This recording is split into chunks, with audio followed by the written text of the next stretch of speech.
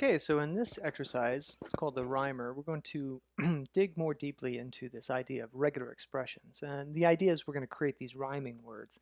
And so I got this idea from listening to, watching The Princess Bride. It's one of my favorite movies. And these two characters have this rhyming game, like that Vizzini, he can fuss, and the other character says, I think he likes to scream at us.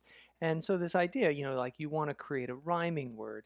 Um, and so to do that, we just need to take the initial consonant sounds off a word and then put some other consonant sounds. Like, for instance, when I was trying to uh, create a rhyming word for cyanide, I think, okay, Bionide. C, I don't need to use because that's already been used. And then dianide, cyanide. And this is kind of a boring way to do this, but it's fairly effective. And of course, not a lot of the sounds that I come up with are actually words, but it doesn't matter. I was just trying to explore this idea. So we briefly touched upon the idea of regular expressions in apples and bananas. I showed you that that was one solution that one of the possible solutions that we could use. And so here we're going to really dig into this idea. And the way we're going to do it is we're going to be given a single word, like for instance the word uh, cake. And so, and we can go over here and run the solution here. So if I give this the word cake, then it's going to find the initial C and take that off, and then it's going to put bake. And then it's going to say Blake and break and shake and on down. And we can count the number of words by piping that into the WC program with the -L flag.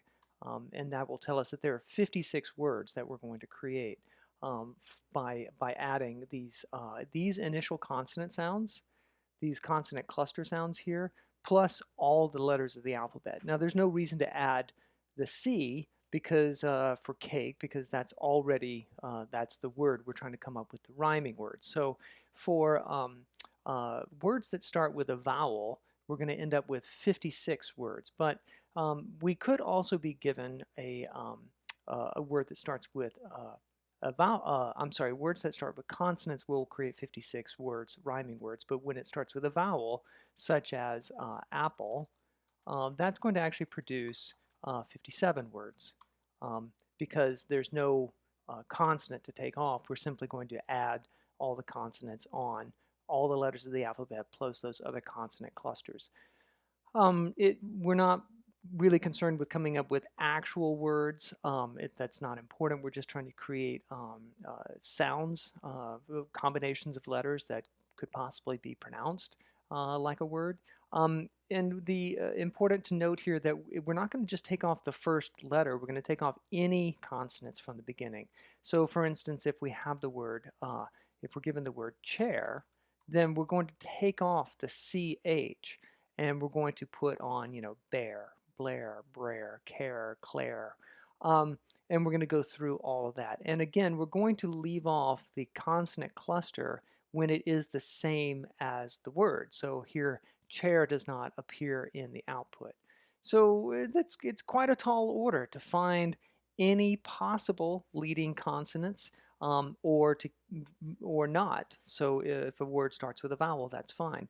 And then we need to so take off the initial consonant clusters, add on all these other consonants, and then sort them so that we can see them in alphabetical order.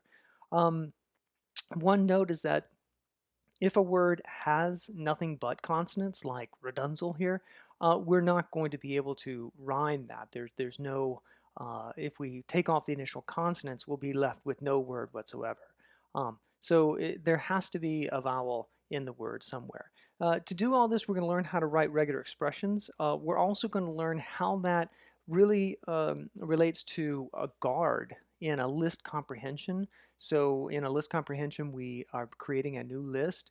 Well, we can only create an element of that list if a particular condition is met. We're going to explore the similarities of list comprehensions and the guard to a filter function, which is a higher order function like map that we've looked at. And then we're also going to talk a little bit about a little more about truthiness. So that's what we'll be doing in this lesson.